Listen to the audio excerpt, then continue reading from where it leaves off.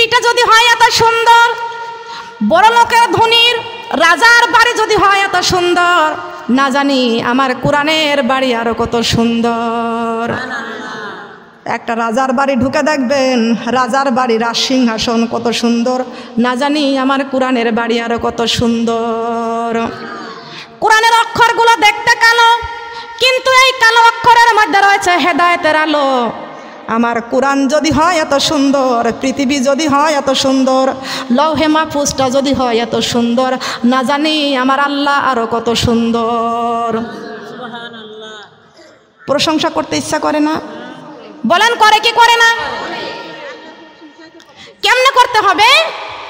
তার নিয়ামতের শুকরিয়া কেমনে আদায় করি, তাই বারে বারে ওই কদমে লুটিয়ে পড়ি, তাই বারে বারে, আরে একটু বাড়াই দেন নাকি, অল্প একটু, তাই বারে বারে তার নিয়ামতের শুকরিয়া কেমনে আদায় করি, তাই বারে বারে, বলেন বলেন, তাই বারে বারে যাই যেদিকে এই দুটি চোখে দেখি মহিমা, তার নিয়ামতের এই জগতে হয় না তুলনা। যাই যেদিকে এই দুটি চোখে দেখি মহিমা, তার নিয়ামতের এই জগতে হয় না তুলনা। তাই ওই আল্লাহর নাম ওই মধুর নামে জবানে পড়ি, তাই বারে বারে ওই কদমে লুটিয়ে পড়ি, তাই বারে বারে, বলেন, তাই বারে বারে ওই কদমে। খাদ্যহীনের দাও গো খাবারে দুঃখী জনের শোক, রাত্র শেষে আধারে কেটে দেখাও আলোর মুখ। সুবহানাল্লাহ বলেন। খাদ্যহীনের দাও গো খাবারে দুঃখী জনের শোক, রাত্র শেষে আধারে কেটে দেখাও আলোর মুখ। তাই ওই আল্লাহর নাম ওই মধুর নামে জবানে পড়ি, তাই বারে বারে ওই কদমে লুটিয়ে পড়ি, তাই বারে বারে, তাই বারে বারে, বলেন, তাই বারে বারে। সুবহানাল্লাহ বলেন। আপনারা শুনতে পাচ্ছেন? আমার কথা শুনতে পাচ্ছেন? আর একটু নিকটে চলে আসলে ভালো হয়। যদি শুনতে চান আরো নিকটে চলে আসেন। শোনার মা বোনরা কান লাগান, খেয়াল করে শুনুন। দুনিয়ায় রাজা বাদশার বাড়ি যদি হয় এত সুন্দর, না জানি আমার কোরআনের বাড়ি আরো কত সুন্দর। সুবহানাল্লাহ বলেন। এ আজাজিল, আমার আল্লাহ তার আশা পূরণ করে দিলেন। আজাজিলকে লৌহে মাহফুজটা দেখায় দিলেন। এই লৌহে মাহফুজ দেখিয়া আজাজিল সেজদায় পড়ে গেলেন, খুশি হইয়া বলেন সুবহানাল্লাহ। এত সুন্দর বাড়ি, এত সুন্দর কোরআনের বাড়ি সেজদায় পড়ে গেল। কিন্তু এই সেজদারত অবস্থায় আল্লাহ পাক রব্বুল আলামিন ডাক দিয়ে বলতেছেন, ও আজাজিল, আমার এই কোরআনের বাড়ি দেখিয়া তুমি সেজদায় পড়ে গেছো, তুমি খুশি হয়ে গেছো। আজাজিল রে, আমার একজন বান্দা আছে, সেই বান্দা এত সুন্দর নিয়ামত দেখার পরও তিনি শয়তান হয়ে যাবে। তিনি কি হয়ে যাবে? দুশ্মনের দুশ্মনী, শয়তানের শয়তানি। কথা বলেন ঠিক কিনা? খেয়াল করুন আমার মা বোনেরা, আল্লাহ পাক বলেছেন এত সুন্দর বাড়ি দেখার পরেও সে শয়তান হয়ে যাবে। আমার একটা বান্দা আছে, শয়তান বলেছে, আল্লাহ কোন ব্যক্তি আপনার, কোন বান্দা আমাকে বলে দেন, আমি তাকে শিক্ষা দিয়ে দেব, আমি তাকে শিক্ষা দিয়ে দেব। আমার আল্লাহ বলেছেন, আজাজিল রে, সময় হলে তুমি বুঝতে পারবা, তোমাকে বোঝানো লাগবে না, শেখানো লাগবে না, তুমি নিজেই বুঝতে পারবা, নিজেই দেখতে পারবা। কথা বলেন ঠিক না বেঠিক? কিন্তু আমার মা বোনরা খেয়াল করেন, ওইখানে কোরআনের বাড়ি আরশের মধ্যে লেখা আছেন, একটি দোয়া লেখা আছেন, একটি দোয়া আরশের মধ্যে লেখা আছে। আজাজিল ডাক দিয়া বলতেছেন, আল্লাহ মাবুদ গো, আরশের মধ্যে একটি সুন্দর একটি দোয়া লেখা আছে, ওই দোয়াটা কিসের জন্য? আল্লাহ পাক রব্বুল আলামিন বলেছেন, আজাজিল ওই দোয়াটা আমি আল্লাহ আরশের মধ্যে লিখে রেখেছি কোরআনের বাড়ির মধ্যে। আমার কোনো বান্দা বান্দি যদি মৃত্যুর সময় যদি ওই দোয়াটা একবার পড়তে পারে, তার জন্য সরাসরি আমি আল্লাহ জান্নাতে দিয়ে দেব। সরাসরি তার জন্য সরাসরি জান্নাত। আজাজিল ওই সময় দোয়াটা মুখস্থ করে নিয়েছিল। আল্লাহর নবী মুহাম্মদ রাসূলুল্লাহ সাল্লাল্লাহু আলাইহি ওয়াসাল্লাম মসজিদ নববীতে বসে উম্মতি উম্মতি বলে কাঁদতেছিলেন, রব্বি হাবিলি উম্মাতি, রব্বি হাবিলি উম্মাতি। কার জন্য কান্দে? কার জন্য কান্দে? আমার দিনেরই নবী কান্দেন শুইয়া মদিনার ওই দেশে রে, থাকতো যদি আমার পাখা যাইতাম উইরা উইরা রে। বলেন থাকতো যদি আমার পাখা, বলেন থাকতো যদি আমার পাখা। চাঁদের গায়ে দাগি রয়েছে সূর্যেরই কপালে পুরা, আমার দিনেরই নবীর গায়ে দেখো শুধুই নূরের তুরা। সুবহানাল্লাহ বলেন। চাঁদের গায়ে দাগি রয়েছে সূর্যের কপালে পুরা, আমার দিনেরই নবীর গায়ে দেখো শুধুই নূরের তুরা। ওই সোনারি নবী কান্দেন শুইয়া মদিনার ওই বুকে রে, থাকতো যদি আমার পাখা যাইতাম উইরা উইরা রে। বলেন থাকতো যদি আমার পাখা। নবীর ভুরু দুটি মেলা ছিল যেন তলোয়ার, দেখে সবই কাটা যাবে যত উম্মত গুনাহগার। ওই দিনেরই নবীর দেশে আমি সোনারি মদিনাতে আমি যাব কেমন করিয়া রে, থাকতো যদি আমার পাখা যাইতাম উইরা উইরা রে। বলেন থাকতো যদি আমার পাখা। নবীর আঙ্গুলি গুলি সরু ছিল লম্বা দুটি হাত, বিজলির মতো পার করে দিবেন ফুল সিরাত। সুবহানাল্লাহ বলেন। নবীর আঙ্গুলি গুলি সরু ছিল লম্বা দুটি হাত, বিজলির মতো পার করে দিবেন ফুল সিরাত। সোনারি নবী কান্দেন শুধুই, দিনেরই নবী কান্দেন শুধুই উম্মাতের লাগিয়া রে, থাকতো যদি আমার পাখা যাইতাম উইরা উইরা রে। বলেন থাকতো যদি আমার পাখা, থাকতো যদি আমার পাখা যাইতাম উইরা উইরা রে। সুবহানাল্লাহ বলেন। দরকার আছে কি আছে না? শরীয়তপুরে মাহফিলে গেলাম, সুরেশ্বর মাজার আছে, ওইখানে দেখে আসলাম সমস্ত নারী পুরুষরা মাজারে সেজদা করতেছে। নাউজুবিল্লাহ বলেন। ওই মাজারে গরু দেয়, ওই মাজারে ছাগল দেয়, হাঁস দেয়, মুরগি দেয়, টাকা পয়সা যা কিছু দিয়ে মাজার তৈরি করতেছে। কথা বলেন ঠিক না বেঠিক?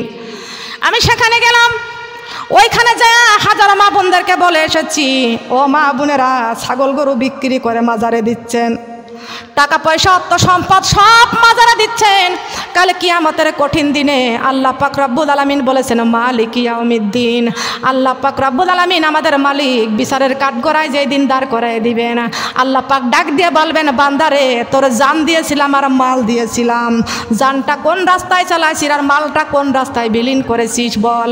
বলবে কি বলবে না? বলেন বলবে কি বলবে না? আল্লাহ পাক হিসাব নিবে, বিচারের কাঠগড়ায় দাঁড় করায় দিবে। কোন জায়গায়? বিচারের কাঠগড়ায় একদিন দাঁড় করায় দিবে আল্লাহ কিয়ামতের দিনে। বিচারের কাঠগড়ায় দাঁড় করায় দিবে রে বান্দা। আমি তোমাদেরকে বলেছি জান দিয়েছিলাম, মাল দিয়েছিলাম, এই মালটা তোমরা কোন রাস্তায় ব্যয় করেছো? হিসাব দিব কি দিব না? দেয়া লাগবে না? আমি এখানে বলে এসেছি এই টাকা পয়সা গরু ছাগল যদি তোমরা মাজারে দিয়ে দাও, এটা আল্লাহর কাছে বিচার দেওয়া লাগবে। ও মা বোনেরা, এই টাকা পয়সা ছাগল গরু মাজারে দিয়েন না, এই টাকাগুলো জোগাড় করে সোনার মদিনায় যান। কোন জায়গা? মাজারে গেলে জান্নাত পাওয়া যাবে? মাজারে গরু দিলে জান্নাত পাওয়া যাবে? ছাগল গরু বিক্রি করে টাকা পয়সা জোগাড় করে সোনার মদিনায় যাওয়ার জন্য নিয়ত করেন। আল্লাহর কাছে বলেন, আল্লাহ সোনার মদিনা না দেখায় আমাদের কবরে ডাক দিও না। ওই মদিনাওয়ালা কামলিওয়ালা আমায় তুমি দেখা দাও, মনে বড় আশা ছিল যাব মদিনায়, আমার মনে বড় সালাম আমি করব গিয়া, সালাম আমি করব গিয়া নবীর রওজায়, মনে বড় আশা ছিল যাব মদিনায়, মনে বড় আশা ছিল। আরবি সাগর পাড়ি দেব নাই যে আমার তরি, পাখি নয় যে উড়ে যাব ডানাতে ভর করি, আমার আশায় আছে সম্বল নাই, আশায় আছে সম্বল নাই, করে কি উপায়, মনে বড় আশা ছিল, আমার মনে বড় আশা ছিল। সুবহানাল্লাহ বলেন। টাকা পয়সা গরু ছাগল যা কিছু ব্যয় করতেছেন অন্য অন্য রাস্তায়, আমার সোনার মদিনা দেখার জন্য সবাই নিয়ত করেন যে আল্লাহ টাকা পয়সা জোগাড় করে সোনার মদিনায় যাব, মদিনা না দেখাই আমাদের মৃত্যুবরণ করায়ও না। আল্লাহু আল্লাহ আল্লাহু আল্লাহ।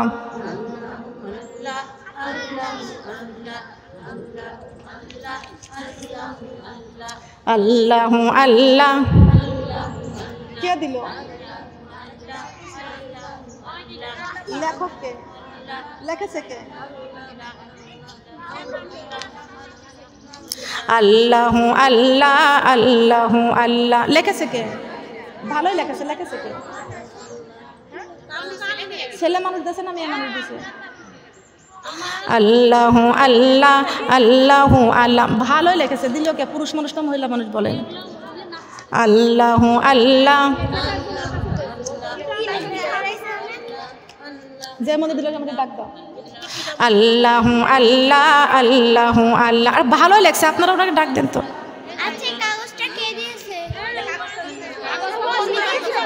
আল্লাহু আল্লাহ আল্লাহু আল্লাহ। মন ভরিয়া ডাকে রে বান্দা, প্রাণী ভরিয়া ডাকে রে বান্দা, গুনা পাবি মাপ। আল্লাহু আল্লাহ আল্লাহু আল্লাহ। কোন ছেলেটা ডাকবো? আল্লাহু আল্লাহ। ওকে চেনো না তুমি? ওনাকে ডাকো। আল্লাহু আল্লাহ আল্লাহু আল্লাহ। আল্লাহ তোমার নামটি বড়ই মজা, জপিলে হয় রুহু তাজা। আল্লাহ তোমার নামটি বড়ই মজা, জপিলে হয় রুহু তাজা।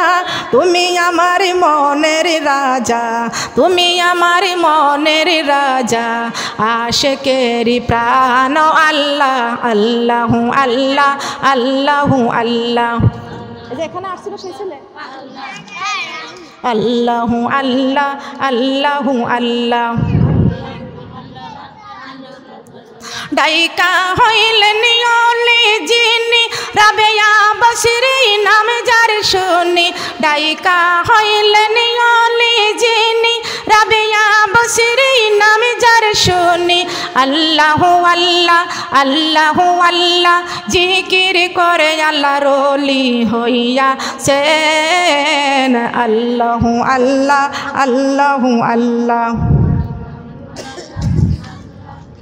লা ইলাহা ইল্লাল্লাহু মুহাম্মাদুর রাসূলুল্লাহ। সবাই বলি সাল্লাল্লাহু আলাইহি ওয়াসাল্লাম।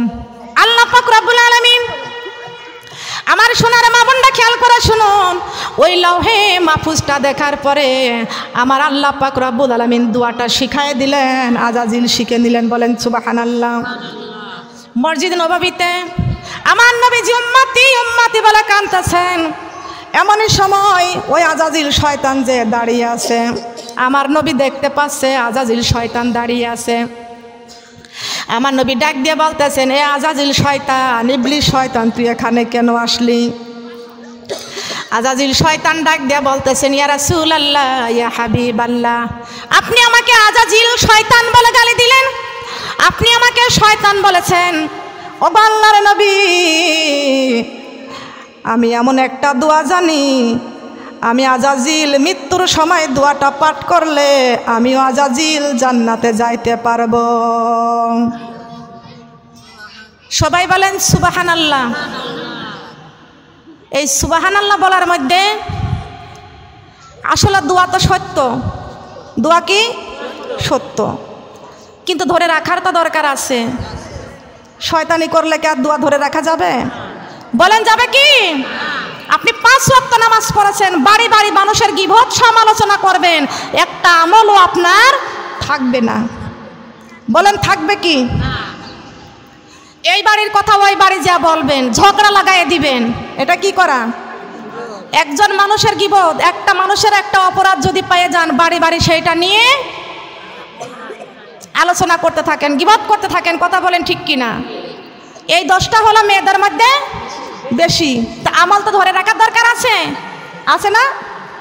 এবার আমরা শয়তানের কাছ থেকে শিক্ষা নিয়ে নিই। কার কাছ থেকে? শয়তান। শিক্ষা নিলেন দোয়া, মৃত্যুর সময় পাঠ করলেই যাবে কোথায়? জান্নাতে। যাবে কোথায়? জান্নাতে। আল্লাহর নবীর কাছে বলতেছেন, ইয়া রাসূলুল্লাহ, ইয়া হাবিবাল্লাহ, ও আল্লাহর নবী, আমি এমন একটা দোয়া জানি, যে দোয়াটা পাঠ করলে আমি আজাজিল ও জান্নাতে যাইতে পারবো। আমার নবী চিন্তিত হয়ে গেছেন, আমার নবী চিন্তায় পড়ে গেছেন যে আজাজিল শয়তানের কথা শুনিয়া ওর ধোকায় পড়িয়া আমার কোটি কোটি উম্মতগুলো জাহান্নামী হয়ে যাবে। আর এমন একটি দোয়া আজাজিল শয়তান জানে, যে দোয়াটা পাঠ করলে জান্নাতে যাইতে পারবে। না না, আমার নবী এটা নিয়ে চিন্তা করতেছেন। আল্লাহ পাক রব্বুল আলামিন জিবরাইল আলাইহিস সালামকে পাঠায় দিয়ে বলতেছেন, জিবরাইল, ও জিবরাইল, আমার বন্ধু চিন্তায় পড়ে গেছে আজাজিল শয়তানের কথা শুনিয়া। জিবরাইল রে, আমার বন্ধুর কাছে তুমি যাও, আমার বন্ধুর কাছে বলে আসো আজাজিল শয়তান যা বলেছে কথাই সত্যই বলেছে, কিন্তু আমি আল্লাহ পাক রব্বুল আলামিন ওই শয়তানের মৃত্যুর 100 বছর আগে ওর মন থেকে দোয়াটা ভুল করে দেব। তাহলে শয়তানি করলে কি মৃত্যুর সময় পাবো? সব তো হারাইয়াই ফেলতেছি, ঠিক কিনা বলেন? মনে করতেছি নামাজ পড়তেছি, জান্নাত কামাই করতেছি, কিন্তু না, আপনি যে অন্যের গীবত সমালোচনা করতেছেন, আপনার যা আমল করতেছেন সব আপনার ওই বান্ধবীর কাছে চলে যাইতেছে। আপনি মনে করেছেন ও আমার দুশ্মন, কিন্তু না, আপনার সব আমলগুলো ওই ব্যক্তি পেয়ে যাচ্ছে। কিয়ামতের কঠিন দিনে আল্লাহ পাক রব্বুল আলামিন বিচারের কাঠগড়ায় সবাইকে দাঁড় করায় দিবে। আপনি বেশি আমল করেছেন, আপনার প্রতিবেশী কম আমল করেছে। যেই ব্যক্তি কম আমল করেছে অনেক আমল নিয়ে জান্নাতে চলে যাইতেছে। আপনি তাহাজ্জুদ পড়েছেন, কোরআন তেলাওয়াত করেছেন, রমজান মাসে রোজা রাখেছেন, কত আমল করেছেন, কাল কিয়ামতের কঠিন দিনে আপনাকে ফকির হয়ে দাঁড়ায় থাকা লাগবে। আল্লাহ পাক রব্বুল আলামিন বলবে, বান্দি তুই জাহান্নামে চলে যা। আপনি বলবেন, আল্লাহ রে, আমি জীবনে কত নামাজ পড়েছি, কত ইবাদত বন্দেগী করেছি, দান সদকা করেছি, আজকে আমি কেন জাহান্নামে যাব? আল্লাহ পাক রব্বুল আলামিনের কাছে আপনি আপনি বলবেন আল্লাহ রে ওই ব্যক্তি আমার প্রতিবেশী ছিল, ও তো বেশি নামাজ কালাম ইবাদত বন্দেগী কিছু করে নাই, আজকে ওই ব্যক্তি আমার প্রতিবেশী জান্নাতে চলে যাচ্ছে, আমি ইবাদত বেশি করার পরও আমাকে কেন জাহান্নামে চলে যাওয়া লাগতেছে। আল্লাহ পাক রব্বুল আলামিন ডাক দিয়ে বলবে, এ আমার বান্দিরে তুমি বেশি ইবাদত করেছো কিন্তু ইবাদত ধরে রাখতে পারো নাই, তুমি ওই ব্যক্তির নামে গীবত করেছো, ওই ব্যক্তি চুপ করে করে শুনেছে, আমি আল্লাহর কাছে ধৈর্য ধারণ করেছে, কিন্তু তোমার সব আমলগুলো ওই ব্যক্তির কাছে চলিয়া গিয়েছে, তোমার আমলগুলো সব ওই ব্যক্তি পেয়ে জান্নাতুল ফেরদাউসে আজকে রওনা দিয়েছে, আর তুমি জাহান্নামের রাস্তায় রওনা দাও। কি করলাম দুনিয়াতে? মা বোনেরা গীবত করা বন্ধ করে দিবেন, মানুষের সমালোচনা করা বন্ধ করে দিবেন। যদি কারোর ভিতরে গোপনীয় কোনো দোষ পান, ভুল ত্রুটি সবার ভিতরে আছে, যদি গোপনীয় দোষ পান গোপনে তাকে সতর্ক করে দেন। খবরদার একজনের গোপনীয় কথা আপনি নিয়ে বাড়ি বাড়ি প্রচার করবেন না। কথা বলেন ঠিক না বেঠিক? আল্লাহ পাক ডাইরেক্ট বলে দিয়েছেন, এই দুনিয়াতে কেউ যদি অপরাধ করে, গোপন কোনো অপরাধ করে ফেলে, ওই ব্যক্তির কথাটা তুমিও গোপন রেখে দাও। তুমি যদি গোপন রাখতে পারো, আমি আল্লাহ কাল কিয়ামতের দিন তোমার 40টি গুনাহ আমি আল্লাহ গোপন রাখবো।